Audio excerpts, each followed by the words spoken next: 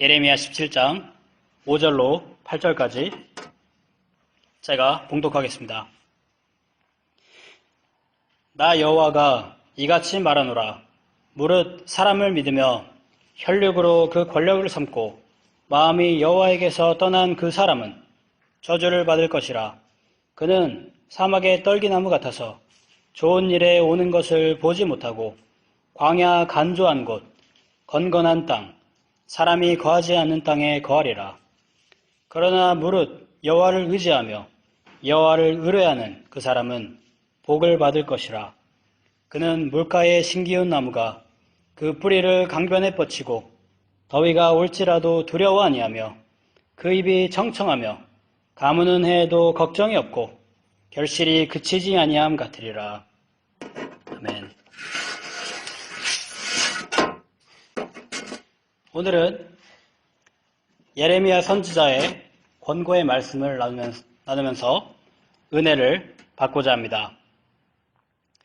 본문을 살펴보기 전에 잠시 예레미야 선지자와 또 예레미야 선지자 사역 당시에 이스라엘의 역사에 대해서 잠시 살펴보고 넘어가겠습니다. 예레미야는 그 남쪽 유다, 이스라엘이 그 르호보암 왕 때에 북쪽과 남쪽으로 나뉘었는데, 그 예레미야는 유다의 선지자로서 유다의 그 마지막 5왕, 그 5왕의 통치 기간 동안에 40년 이상 오랫동안 하나님의 말씀을 선포한 신실한 그 하나님의 선지자입니다. 예레미야 선지자의 예언 중에서 가장 유명한 예언이 바로 이스라엘이 바벨론 그 권력 아래서 70년 동안 포로 생활할 것이라는 그 예언의 내용이 유명한 예언으로 있습니다. 북이스라엘이 멸망한 후 약 100여 년 좀 넘게 남유다가 계속 지속되었는데, 남유다의 그 백성들과 남유다의 왕들이 계속 하나님을 찾지 아니하고 우상 숭배를 하고 계속 악을 저질렀기 때문에 결국 유다 나라도 멸망을 당하게 됩니다. 예레미야 25장에 보면 하나님께서 바벨론을 보내서 이스라엘을 치신다는 예언이 나옵니다. 그리고 그 나중에는 그 예언 그대로 바벨론이 이스라엘을 침략해서 이스라엘 그 유다 백성들이 70년 동안 포로 생활을 하게 되는 그런 역사가 있습니다. 그래서 유다 왕들이 이제 악행을 계속해서 저지르고 할 때 예레미야 선지자뿐 아니라 에스겔, 하박국, 스바냐 이런 많은 주님의 종들이, 주님의 선지자들이 계속해서 하나님의 그 경고하시는 말씀을 이스라엘 백성에게 전파를 했지만 유다 백성들이 듣지 않았고 이스라엘 북이스라엘의 역사와 같이 악을 행하다가 결국엔 이제 망하게 되는 결과가 있었습니다.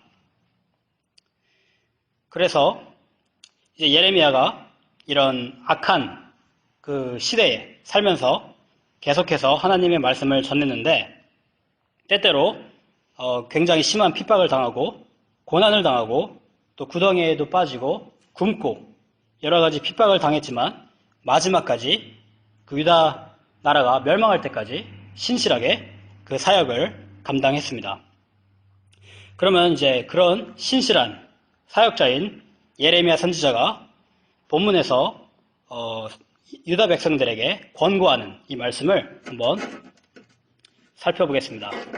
이 본문에서 역시 하나님께서는 그 예레미야 선지자의 입을 통해서 유다의 죄에 대해서 지적하시고, 그러나 그 죄에 대한 그 지적뿐만이 아니라 역시 선하신 약속 또한 이스라엘 백성들에게 주고 계십니다. 그러면 5절을 제가 읽겠습니다. 나 여호와가 이같이 말하노라. 무릇 사람을 믿으며 혈육으로 그 권력을 삼고 마음이 여호와에게서 떠난 그 사람은 저주를 받을 것이라.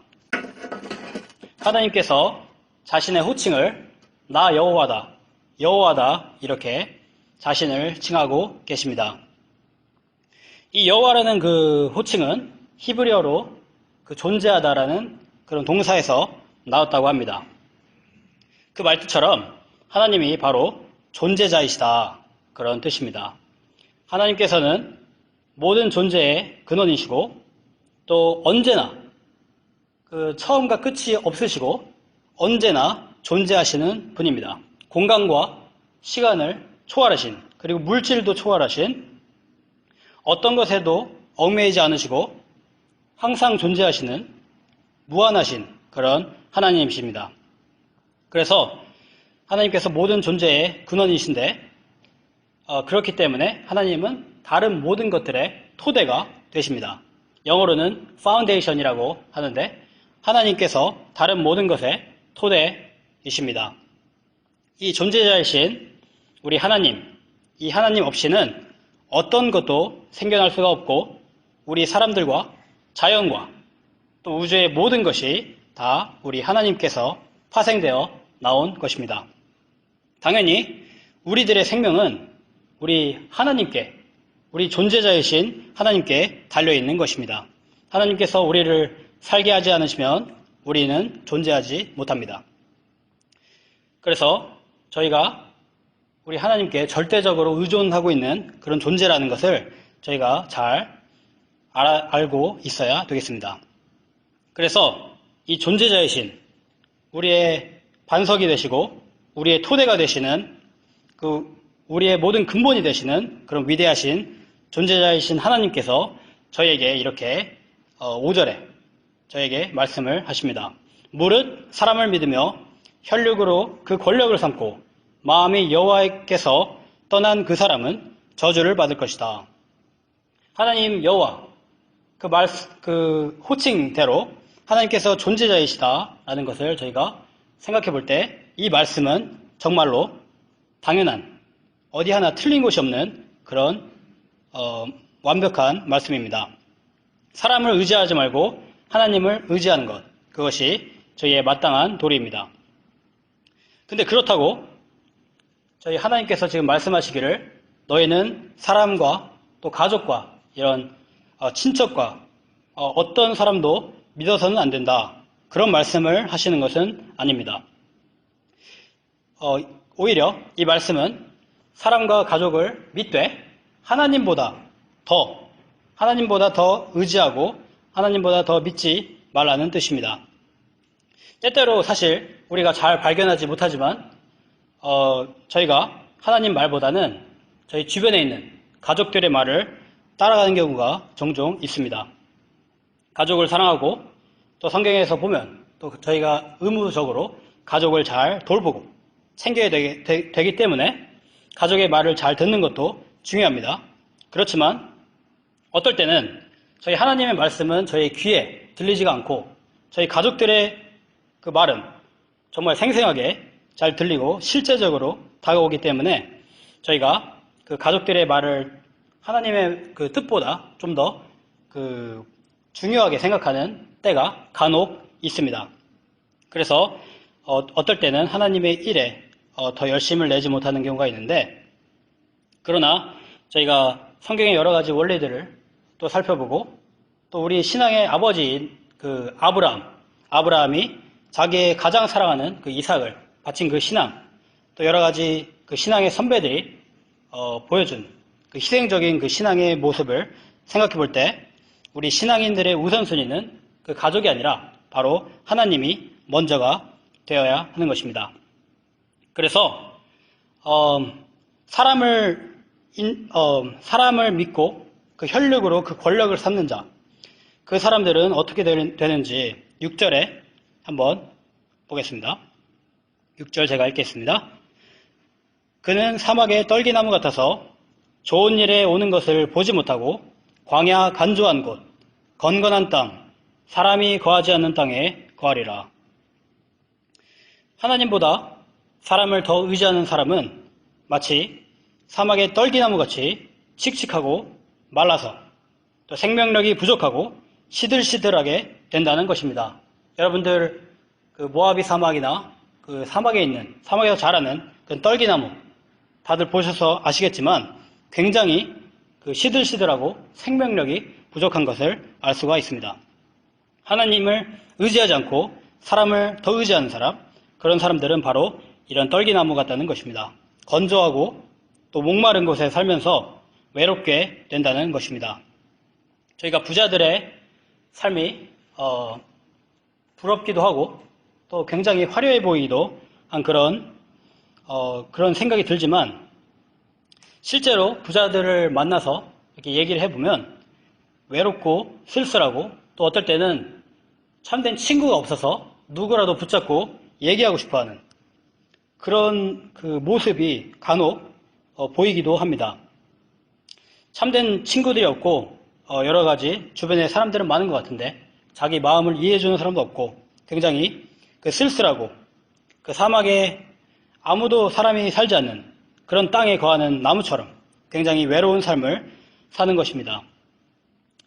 그래서 그 나무가 정말 갈급하고 갈증을 나는 그런 환경에 있는 것처럼 그 사람을 의지하는 사람은 생명력이 없고 항상 목마르고 항상 뭔가 갈망하지만 채워짐이 없는 그런 생활을 하게 된다는 것입니다. 결국에는 하나님이 아닌 다른 어떤 것으로, 세상의 어떤 것으로 자기를 채워보려고 이것저것 많이 시도해보지만 결국에 거기에는 고갈되는, 사막에 있는 물이 없어지는 것 같이 고갈되는 그런 상태에 빠지게 되는 것입니다. 그런데 하나님을 의지하는 사람은 어떤가요? 바로 그 반대입니다. 제가 7절과 8절을 읽어보겠습니다. 그러나 무릇 여호와를 의지하며 여호와를 의뢰하는 사람은 복을 받을 것이라. 그는 물가에 심기운 나무가 그 뿌리를 강변에 뻗치고 더위가 올지라도 두려워 아니하며 그 입이 청청하며 가무는 해에도 걱정이 없고 결실이 그치지 아니함 같으니라. 참 좋은 말씀인데 제가 볼 때는 그 예레미야 선지자가 그 시편의 1편 거기에 그 기록되어 있는 말씀과 굉장히 비슷한 말을 하는 것 같고 아마 그 시편 1편을 그 예레미야 선지자가 많이 묵상하지 않았나 그렇게 생각이 됩니다. 사람을 의지하는 사람처럼 그 사막에 있는 떨기나무, 그것과는 다르게 하나님을 의지하는 사람은 물가에 심기운 나무와 같습니다. 사막에 있는 떨기나무는 물이 부족하기 때문에 생명력이 약하지만 물가에 심기운 나무는 비가 오나 가뭄이 오나 변함이 없는 것입니다. 나무의 생명은 물에서 나와서 그 나무의 생명을 결정하는데 이 나무가 물가에, 물의 근원에 심기었기 때문에 계속해서 ip이 창창하고 열매가 맺히는 것입니다. 우리 믿는 사람들은 바로 이런 나무와 같습니다. 우리의 생명의 물 되시는, 우리의 생명수 되시는 우리 주 예수 그리스도께서 우리에게 계속해서 생명의 물을 공급해 주십니다. 그래서 환경이 어떻게 바뀌든지 계속 끊임없이 열매를 맺는 것입니다. 생각해보면 비가 이제 온 땅에 두루두루 내리고 적당히 지면을 다 적실 때는 어떤 나무가 어떤 곳에 심겨서 자라는지가 알 수가 없습니다. 왜냐하면 그 모든 지면에 물이 풍족하기 때문에 물가에 멀리 떨어져 있는 나무나 아니면 물가에 가까이 있는 나무나 다 똑같이 잎을 많이 맺고 창창하게 됩니다. 그런데 가뭄이 오면 그 얘기가 달라집니다. 가뭄이 오면 우리는 어디에 심기운 나무가 또 어떤 나무들이 잘 살아남고 어떤 나무가 열매 맺는지 그 가뭄이 올 때 알게 됩니다. 바로 물가에 심기운 나무들이 그 나무들만 살아남게 되는 것입니다. 이처럼 어려움이 닥칠 때도 우리 가뭄과 같은 어려움, 저희 삶에 이제 닥칠 때가 있는데 그때도 우리가 주님 곁에 있으면 열매를 맺을 수가 있습니다. 또 많이 맺을 수가 있습니다. 저희가 주 예수님께 더 가까이 가고 그렇게 하면 더욱더 큰 기쁨이 있고 우리가 더 열매를 많이 맺을 수가 있습니다. 그래서 우리 성도들은 그 예수님을 의지하는 마음으로 이런 식으로 고백을 해야 되겠습니다. 주님께서 나에게 힘을 주신다. 주님께서 내 지혜이시다. 주님께서 내 반석이시다. 이런 식으로 저희가 주님을 향해서 고백을 하는 것이 옳습니다. 내가 내 생각대로 또 내 의지대로 또 세상의 원리대로 그렇게 사는 것이 아니라 주님 주신 힘으로 사는 것이 바로 우리들이 할 마음가짐이며 우리들이 가질 마음가짐이며 우리들이 할 태도입니다.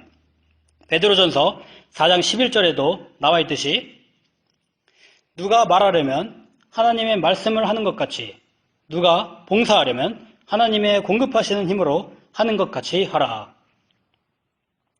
저희가 이런 식으로 말할 때나 봉사할 때나 어떤 일을 할 때나 다 주님이 주시는 힘으로 하는 것, 그것이 바로 성도들의 삶입니다. 사실 저희가 주님이 주시는 힘으로 모든 것을 해야지 저희가 순종이 참 힘들다고 하지만 주님께서 주시는 이 힘으로 그리고 주님께서 알려주시는 원리대로 저희가 하면 순종도 더 잘 되는 것입니다.